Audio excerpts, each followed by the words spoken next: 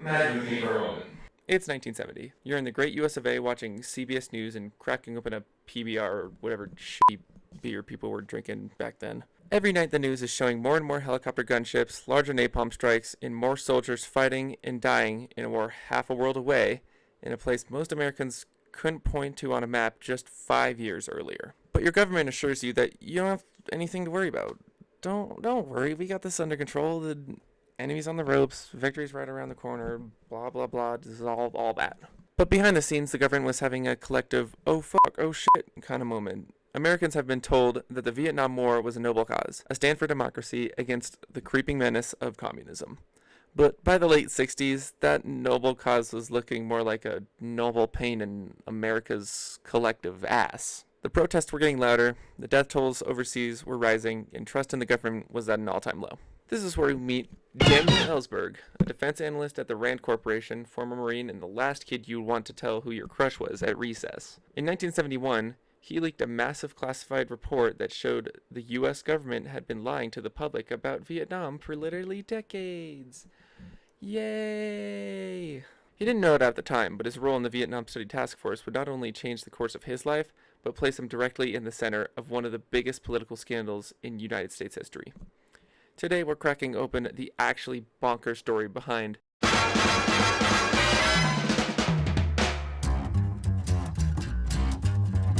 the early Cold War was where America's paranoia was at its peak, to the point where a majority of people assumed that if something wasn't directly Russia's doing, it would eventually be traced back to Russia. Gas prices are high, it's Kremlin. Line at the grocery store was too long, commies. That one weird kid in your neighborhood that you hate, but your parents still force you to hang out with, and anyways, propaganda.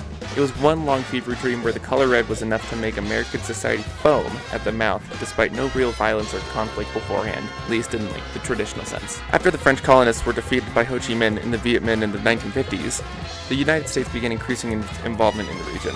This was not known by the American public, and we will get to why that is later. At the time, American leaders and much of the public believed in the domino theory, the idea that if Vietnam fell to communism, the rest of Southeast Asia would inevitably follow. This fear of a communist chain reaction scared the people, which drove U.S. policy and set the stage for decades of intervention in Vietnam, as it was a good enough excuse for the U.S. Presidents Eisenhower, Kennedy, and Johnson all sold the war like it was a limited time buy one get one free democracy promotion deal. But that was just a pitch, as the chances of communism spreading like that was, and still is, debated to this day by historians and online nerds alike. Most Americans thought troops were helping South Vietnam hold the line. They believed the war was defensive, winnable, and that we were the good guys, because that's what they were told. The 1964 Gulf of Tonkin incident claimed to be an unprovoked attack by North Vietnam on American ships. That really wasn't the story the public got, but again, we'll get to it later. They called it a limited conflict, but by 1969, 500,000 American troops were in Vietnam, and back home, people started asking real questions, like, why are we still here, and why does every strategic victory just look like another jungle on fire? People were not happy, and people were looking for answers, including inside the government.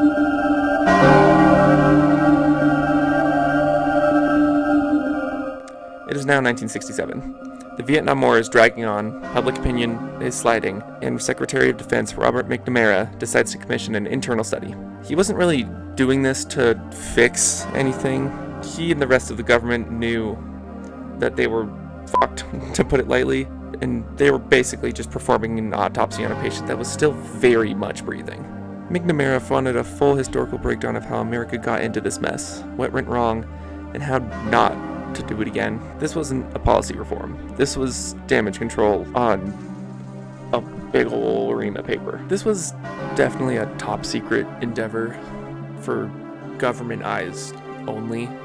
Definitely not intended for public viewing, as I think it would look absolutely terrible on the front page of like the New York Times or something like that. I don't know. He assembles a group of analysts, historians, and military minds to write the full backstory of U.S. involvement in Vietnam from 1945 to 1967. The thing ended up being 47 volumes and over 7,000 pages long.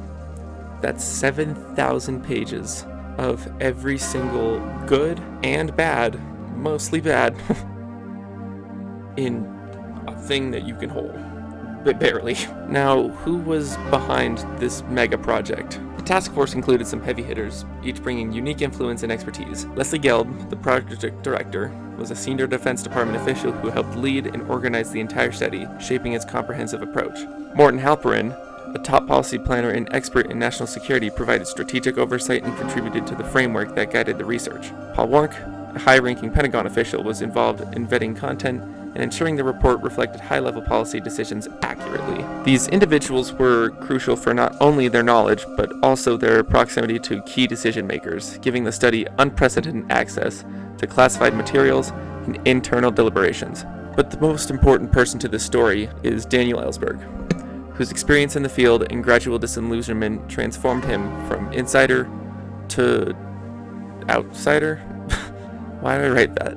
Ellsberg was a great fit for the job, as he'd served as a Marine in Vietnam, giving him direct, first-hand experience. He walked through villages, talked to commanders, and watched U.S. foreign policy fail in front of his face. Yet when he came home, he still believed in the mission, at least for a little while longer. But analyzing and reading through the research that he and his team used to assemble the 7,000-page report changed him. The study confirmed what he'd already started to suspect, that for over 2 decades, the American public had been misled, intentionally and repeatedly, with officials knowing full well the damage it could do. The report revealed that successive presidents from Truman to Nixon knew the war was unwinnable, but kept escalating it anyway, fearing political fallout more than military failure. The Gulf of Tonkin incident? It had been hyped up with misleading intelligence and selectively edited communications to justify a resolution giving Johnson full authority to wage war. The bombing campaigns in Laos and Cambodia, conducted in complete secrecy, hidden from even Congress. Military progress reports were routinely manipulated to make things look better than they were. It wasn't just misinformation, it was an active systemic effort to maintain support for a war that leadership knew was falling apart. Every administration had chosen to double down rather than admit the truth. One could only imagine what was running through Ellsberg's head at the time, realizing that the war you've risked your life for, watched your friends die in, and believed was just and necessary, wasn't just unwinnable, but knowingly built on deception and dishonesty. This hit Ellsberg like a diesel locomotive. He saw that the public had been fed carefully curated half-truths, while decision-makers behind closed doors admitted to each other that the war was a lost cause, because there is nothing more patriotic than knowing you are wrong, but letting your ego drive anyways, god damn it. Ellsberg made a choice, and decided that he couldn't let the government keep these secrets from the public any longer. Over the span of months, Ellsberg photocopied the entire report, page by page, night after night, often risking arrest every single time he snuck a volume out of the Rand office. He didn't just leak a few pages or statistics. He copied 43 of the 47 volumes, nearly 92% of the report. The first batch of papers goes to the New York Times. Daniel Ellsberg personally handed the documents to reporter Neil Sheenan, a veteran war correspondent who had covered Vietnam and was no stranger to government spin. The Times received the documents in early March of 1971. Sheenan and a tight-lipped team of editors, reporters, and lawyers spent the next 3 months in near total secrecy poring over the classified report, working in a private hotel suite in New York to avoid suspicion. To this day, Sheenan even kept the fact that he had made unauthorized copies from Ellsberg himself, worried Ellsberg might go to another outlet and scoop the story. After weeks of preparation and under intense secrecy, the Times finally published the first story based on the Pentagon Papers on June 13th of 1971. The headline stating, "Vietnam Archive, Pentagon Study Traces 3 Decades of Growing U.S. Involvement." The front page lit up like a flashbang. Washington finally got caught with their pants down, leaving America's collective mouth agape with shock. Most Americans had long accepted the war's stated goals, containing communism, aiding an ally, and promoting democracy. But now, that trust was shattered. The Pentagon Papers revealed decades of deception, secret bombings, and internal admissions of failure that had never been disclosed to the public.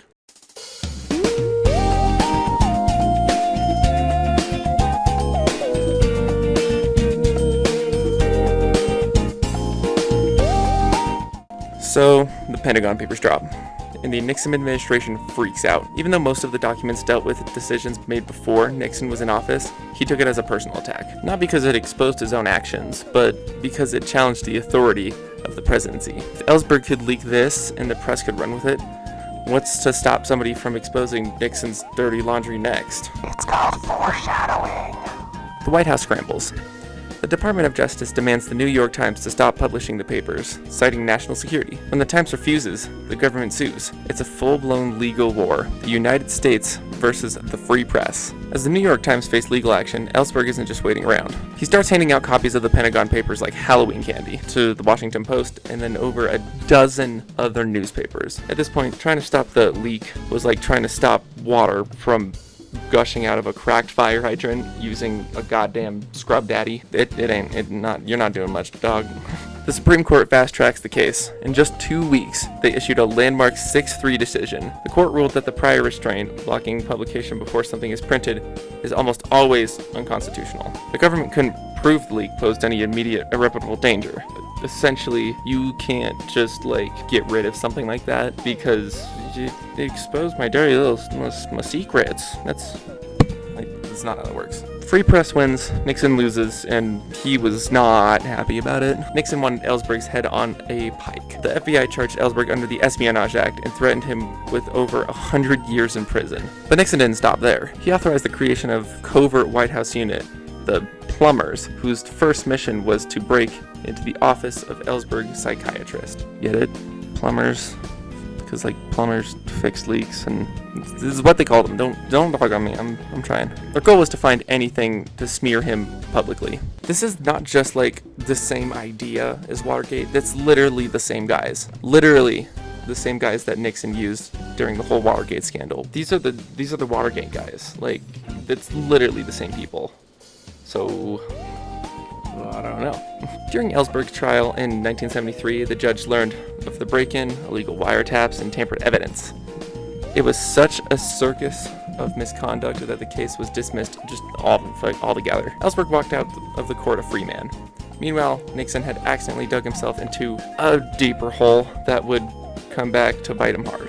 The Pentagon Papers didn't end the war, but they lit a fire that was big enough for the anti-war movement to really go mainstream. Public trust in the government tanked. Tiananmen Square. Congress launched deeper investigations into the executive overreach, which eventually led to the Church Committee, a massive inquiry into the CIA, FBI, NSA, KFC, PSAT, ACT. People started asking louder questions about who was really pulling the strings. Ellsberg, he became a symbol.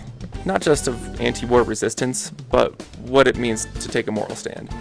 He lost his job, faced prison, and risked everything to show the American people the truth.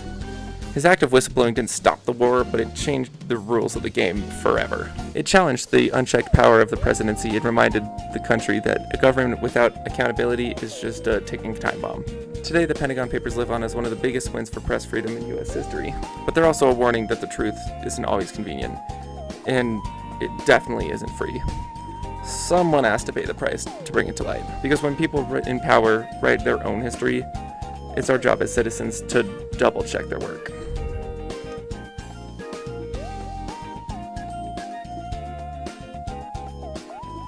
The truth has a habit of punching through the surface, no matter how many layers of red tape, classified stamps, or presidential tantrums try to hold it down. The Pentagon Papers cracked open a sealed vault of lies and exposed a pattern. When faced with failure, those in power doubled down instead of coming clean. It's not just history, it's a cautionary tale.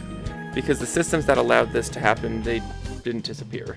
They just got better at covering their tracks. And maybe that's the real takeaway. Democracy only works if we keep asking questions, keep pulling at loose threads, and keep making noise when the story doesn't add up. Because if Ellsberg taught us anything, it's that sometimes doing the right thing means flipping the whole goddamn table. And that's the most patriotic thing I've ever heard.